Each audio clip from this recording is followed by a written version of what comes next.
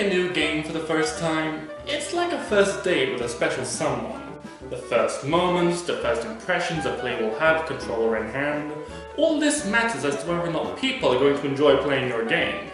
That is why it is imperative you don't play all your cards straight away, but you do give enough of an appetizer to make people want to keep on playing.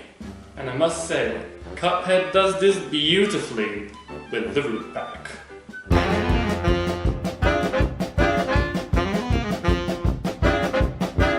Now at first glance, the root pack might not look like they have a lot going on, and you're right, they only have 3 phases, each incredibly easy once you get the hang of it. But first off, it's the first boss, so you don't want it to be too hard, looking at you, Dark Souls. And second, it's less to do with the fight, and more to do with what they teach you about Cuphead without uttering a single word. First up is Motato the Potato. He's a simple fellow that follows the exact same pattern. 3 mud balls and a pink worm. However, just from fighting him alone, you learn so much. You learn that bosses have predictable patterns that you can learn over time and avoid. You also realize their attacks can speed up over time, keeping you always on your toes, and he will always shoot a pink worm as his 4th shot, allowing you to practice your parry timing in a somewhat safe situation. You're still fighting giant Spud, don't get too cocky. Next up is Weepy the Onion. He will cry his eyes out like an anime fan on prom night, and you have to avoid his tears. Once again, very simple, but you learn so much from him. First of all, some attacks can appear anywhere on the screen and you have to dodge accordingly. They won't always be in a straight line. Attacks can also appear from off screen, so keep a good eye on your surroundings. Pink attacks can be generated randomly, don't expect them to be consistent each time. And for multiplayer this time, you learn how important positioning is. When you're on either side of Weepy, if one of you dies, there is no way the other one can save you. Keep close if you want to make it through. And lastly is Carrot, carrot. He will use his telekinesis to summon deadly vegetables to home in on you, and after a while he will open up his third eye a la Ten Shinhan to fire a deadly laser blast based on where you resided. Again, so much can be established from this. First, always keep a clear screen. If the carrots aren't dealt with, they can easily overwhelm you and trap you in a corner. Bosses can have multiple attacks in the same phase, so make sure to memorize everything. Homing and lock-on attacks exist, but most importantly, not everywhere on the enemy is attackable. If the boss doesn't flash white when being hit, then you're not damaging it, so make sure to aim for his weak point and shoot in all directions. Master that, and you'll have beaten the root pack. Everything I mentioned lasts for a little over 2 minutes in real time, but that's what makes the root pack an amazing first boss. In that short time, you have learned so much of the game, how it works, and how to master it. It is ingeniously done, and for that, I can only give the utmost respect to the pack. If only the same could be said for the second boss.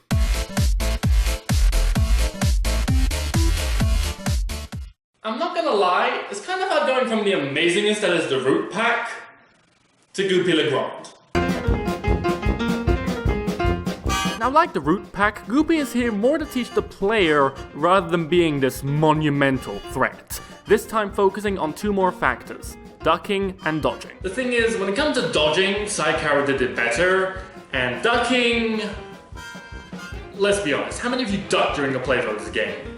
You can't even tell you can duck his punch that well. Look at that! Do you really want to try ducking that? Or just move a little bit to the side? So with both of his lessons being basically nullified, what are we left with? A very, very boring boss fight. What will Goopy do to try and harm you? He will jump across the screen, and that's it. He just goes bouncy bouncy across the screen, not even really aiming at you. Sometimes he'll throw himself as a fist, but most of the time he'll just bounce around. Whoa. Okay. What's his second phase? He takes a pill that makes me grow twice his size. Ooh, that's interesting. What's he gonna do now? Bounce across the screen and throw a fist sometimes. Oh, come on! That's the same thing! How is that interesting? At least on the 3rd stage, something else happens. A tombstone crushes him to death. Dark. And he tries to crush you from beyond the grave. That's not too bad, but for the 2/3 of the match, it's the same thing happening again and again. And it's not even very interesting. That's not even mentioning his design. Have some more originality from a Dragon Quest game, quite literally. Now, I can't put him any higher on the list. In all honesty, he isn't that bad in the grand scheme of things. He's a second boss, you're not gonna see anything out of this world. It's just that second phase that gets to me. I feel like something could have been added here. Another attack, maybe an enemy traversing the screen at times, more moves I can parry. Something could have been done to liven up the slime. Because right now, his boss fight just kinda goes splat.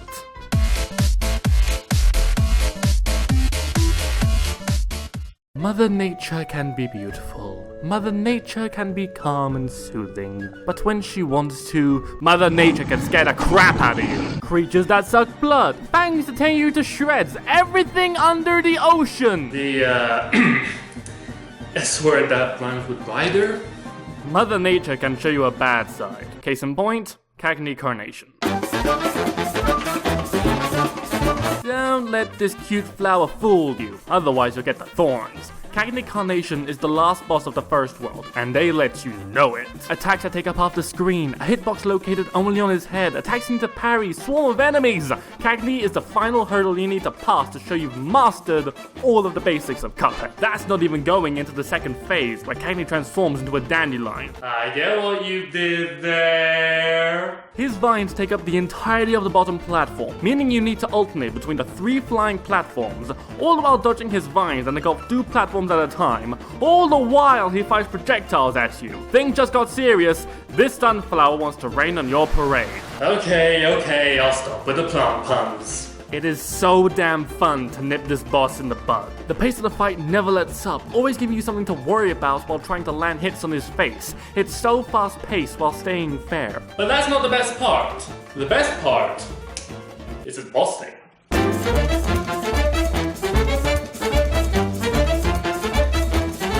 This is one of the only times the game strays from the typical 1930s cartoon themes to enter this realm of samba and festive music. That just makes it stick out even more. I love this theme! It just makes me want to do the hand dance. Guess you could call this plant Rosebud, cause this boss slays. Tell me someone got that reference.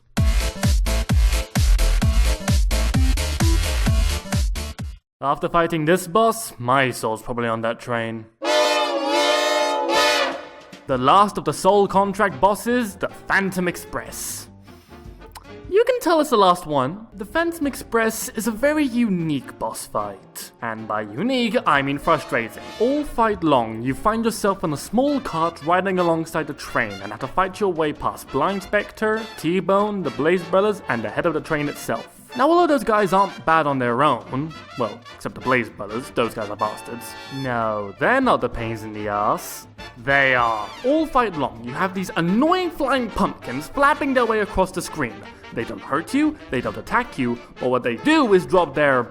I don't even know, their pink cartoon soap bars onto the cart you're in, causing it to fling either to the left or to the right. Except you don't want that, because it will fling you right into an attack from the bad guys. This means you need to keep one eye on the boss to shoot it, one eye on your character so you don't fall off the cart, and one eye in the sky for those things flapping left and right.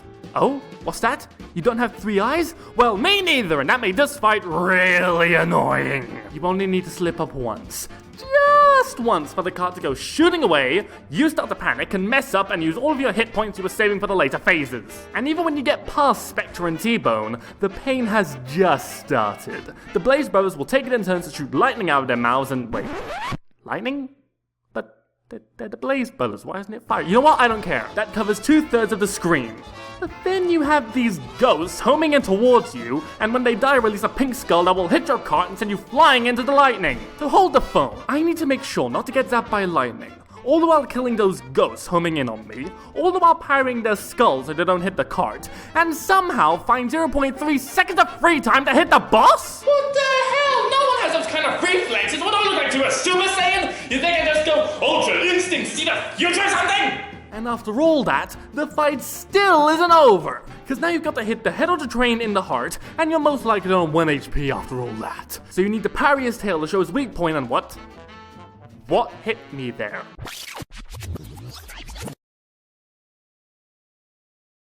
How could I see that? It was melted in the background and went too fast! Phantom Train, more like the Phantom Terminator! Oh, and this is the final boss before the Devil's Casino.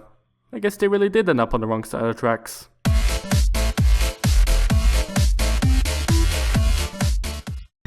Calamaria, Calamaria.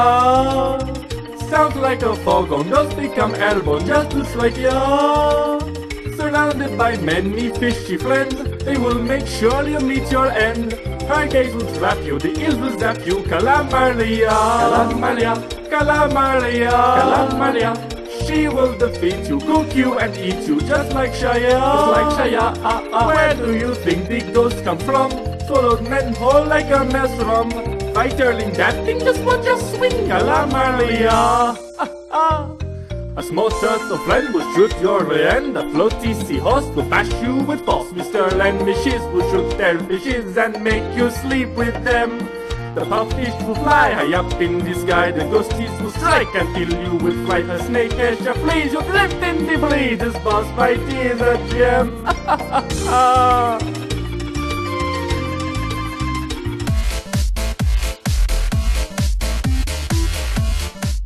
I think someone should tell Dr. Carl's robot the 3 rules of robotics.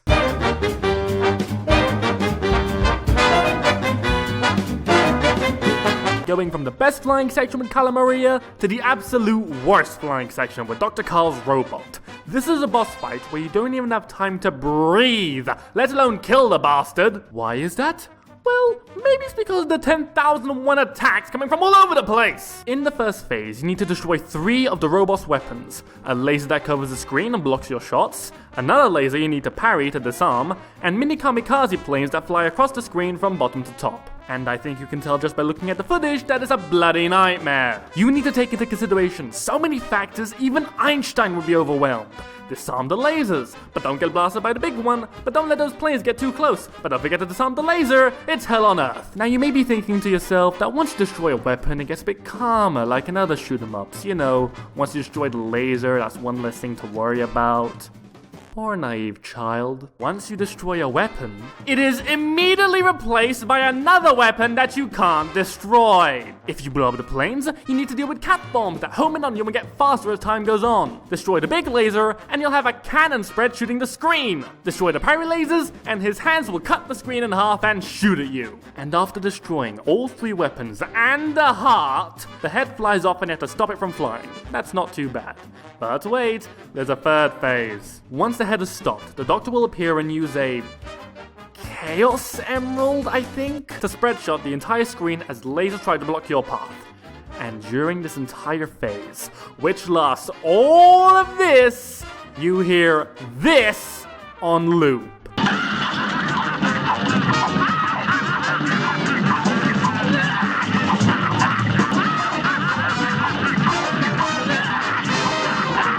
I hate this boss for the sole reason that if I blink, I'm dead. There's just too much happening at once that you can't take into account everything, and you're forced to get hit by something. It's just a barrage of attacks, one after the other, melding and molding to create a perfect cocktail that will kill you in a sip. And of course there's the...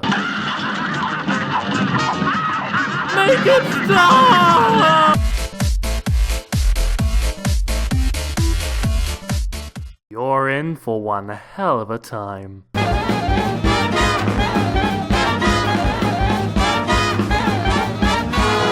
The big bad, the owner of the Devil's Casino and every soul contract in Inkwell Isle, the devil himself. After all the amazingness we saw with the other bosses, their designs and transformations, they needed to finish this game with a bang. They did just that.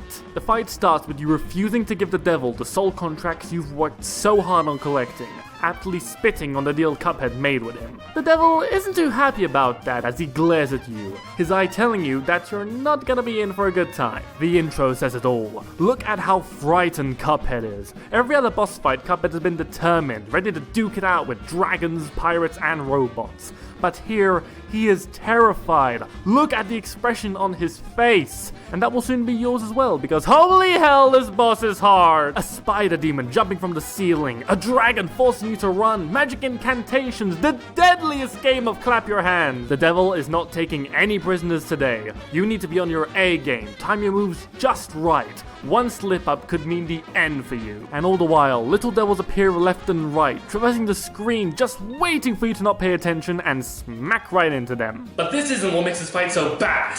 That comes from his 2nd phase. After he pulls a skeleton from his skin and jumps into a hole, don't question it, you jump after him, only to see...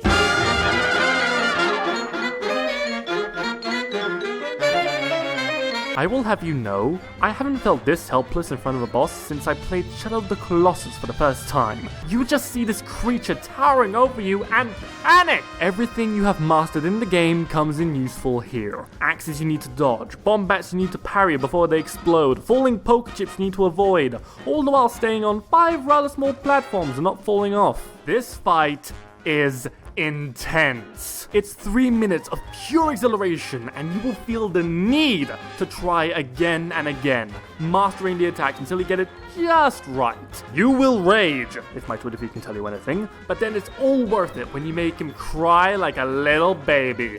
God damn, seeing him burst into tears was so satisfying. Yeah, you better bawl your eyes out. So if the devil is so amazing, why is he number 1? He's the final boss. Should he leave the biggest impact? And why am I questioning myself? I made this list. Well, he would be if his boss fight didn't have a few problems. First of all, the clapping attack. It's too fast, asking first-time players to almost dodge at the speed of light. That's kinda cheap. Second, there's a glitch in the game to your disadvantage. During the dragon attack, going from right to left, his hitbox has glitched out, meaning if you stand in the corner, which you're supposed to do, his hitbox will extend at the last second and smack you, even though to you, nothing happened. And because you're hiding behind a pillar, you can't see, so you just assume it was one of those devil bastards. So there's a chance this will get you multiple times before you realize what's going on. That's already 2 hit points down the gutter. Only need this fireball incantation hitting you off guard because they're the only ones that start moving automatically, and boom, dead. I will say, those few things did sour the boss fight a little bit. Especially seeing as the hitbox problem hasn't been fixed in a patch yet. The game's been out for a month, guys. You might want to do something about it. Despite all that, this boss still remains absolutely breathtaking and is easily one of my favorites. And while we're on the subject of taking deep breaths,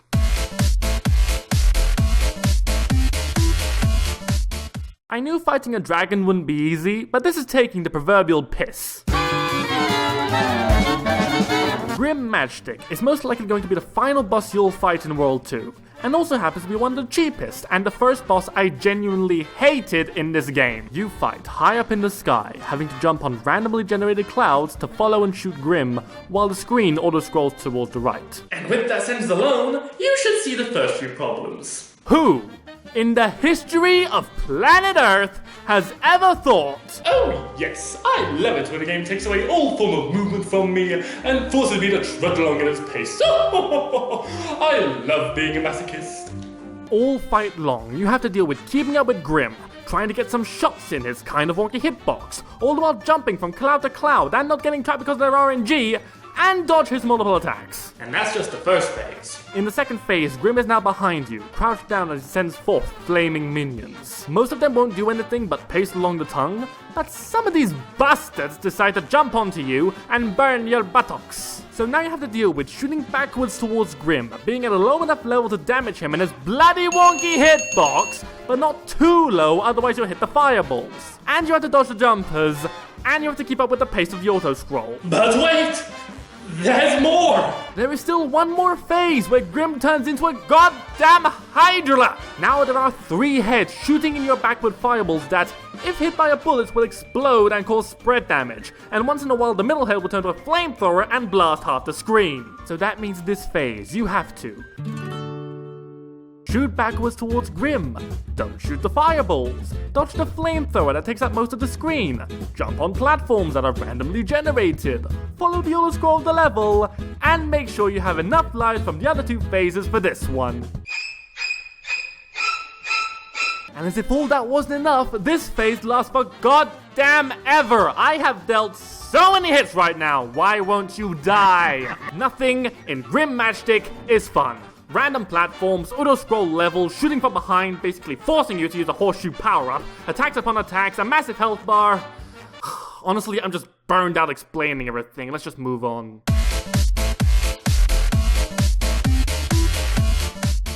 The devil is the big bad of the game, the final boss, the one the game is named after and warns you about. And yet, there is one person that, in my humble opinion, upstages him. Who better to upstage the devil than his right-hand man? Hell, the guy even brags about it. Don't mess with King Dice. Don't mess with me. Don't mess with King Dice. Don't mess with me. Already design-wise, King Dice is amazing, and his theme is so goddamn catchy.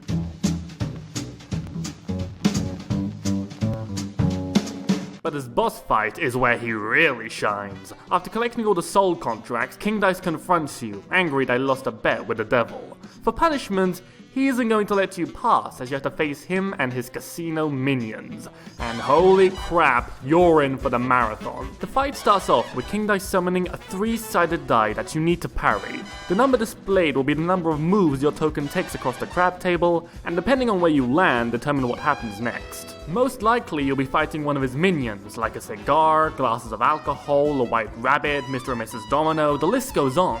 You might also land on a safe space where nothing happens, or you can gain 1 more HP before a mini-fight starts and... wait. Did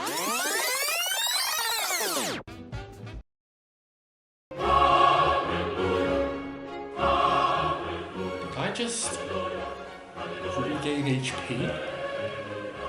Oh my god, I forgot you could do that in video games. Oh, this is beautiful. Oh, bravo. Once you made it to the end of the crap table, you'll fight the King Dice himself. Wail on him enough, and you'll crack that dice and his silly games. What's amazing about this boss fight is how you go about it. For a guy bent on gambling, cheating, and even having randomness incarnate as a head, his boss fight is one of the most consistent ones in the game. Each number on the crap table is associated to a boss fight, and that never changes. The dice moves at the same pace, meaning if you're good with your timing, you can hit the number you're looking for. The only thing that can change from try to try are the safe spaces and where the 1-ups are. Hello, editing classy here. Just thought I ought to clear something up. No, the safe spaces do not change from round to round. It is in fact only the HP ups. Just thought I ought to clear that up so I don't look like a complete idiot. Okay, back to the show. This means you can plan ahead your course of action before the fight even starts. You might be better against some bosses rather than others. Screw this guy. It might be safer to face a boss you know you can perfect rather than fight a 1-up tile and get hit twice. Pick your strengths, take your gambles. You'll want to try out all the bosses and see which ones you'd be better off against. Focus on the crab table and see what tiles you need to land on. Practice on getting the right numbers. It's a game of die and try, but without the frustrating moments of doing the same thing over and over and over again. Each time you feel like you're making progress because you've learned something new. The bosses are interesting and varied, the mechanics itself are unique, and the way you plan your attack like a general at war is so satisfying when it falls into place. King Dice himself? He's not that good, and those cards can get a bit unfair with how far apart they are to parry, but everything before that more than makes up for it. It is so good, and my favorite Cuphead boss fight. On the other hand... who would have thought a place so sweet could make me feel so bitter?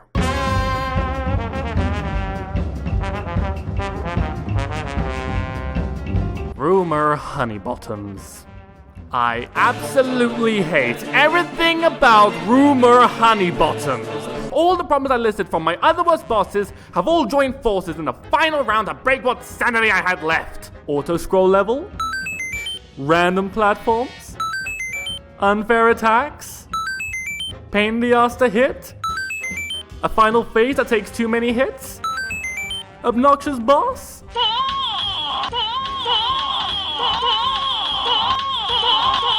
If I hear that laugh one more time, I will burn down an orphanage. And if that wasn't enough, Honeybottoms decided to add her own unique problems. First off, the background. It literally hurts my eyes to watch. Not only is it scrolling upwards, but the patterns, the platforms blending in with the background, the honey bubbling at the bottom, all of that just assaults your eyes with so much yellow you'd swear you were teleported at a Springfield. It's like those optical illusions that mess with your brain, except with killer bees trying to smite you inside. Another problem is during the second phase, Honeybottom appears from the top of the screen, and sometimes she'll just burst out from the ceiling with no warning. Yeah, that was fair, and unlike the devil where you can see it happen and avoid it, the order in which she attacks is random, so you can't plan around it. Adding to to that are the platforms that materialize way too early, meaning sometimes you'll be a little too early and then off screen with no idea where you are. How am I supposed to react when I can't even see my character? But we're not done yet. Not only does her final phase take way too many hits, but on top of that, she is at the bottom of the screen, meaning you have to stand still, lock your character in place, and shoot downwards towards her. How are we supposed to do that with fists flying across the screen, sword blades taking up the entire space, all the while jumping upwards because of auto-scroll? Hello? Did no one plan this out? This basically forces you to take the homing shot, if you have it and haven't spent all your coins already. If you have, then ha ha ha, too bad for you. And even then, when other bosses like Beppy force you into the spread shot, okay, it's still one of the best shots in the game. This thing though, I never bet against killing her with a Nerf gun than this. It does so little damage, and the boss already takes too many hits. You're sure to get hit and die, having to start all the way back from the beginning. But the cream of the crop, the tip of the top. This when you have to face Honeybottoms. She is the first boss of the third world. That's right, this means that more likely than not, you're gonna be facing her right after Grim Matchsticks.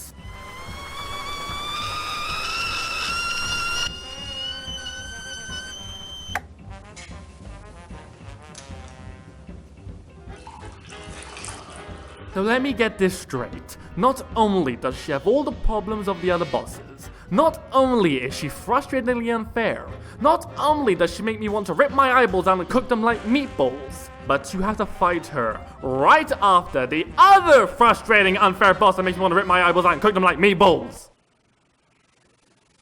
What are you insane? Nothing in this boss fight is fun. Her design is boring. Her state hurts my eyes. The attacks are irritating. Her final phase is built against the player. Her level auto-scrolls, random platforms, and that's not even mentioning the...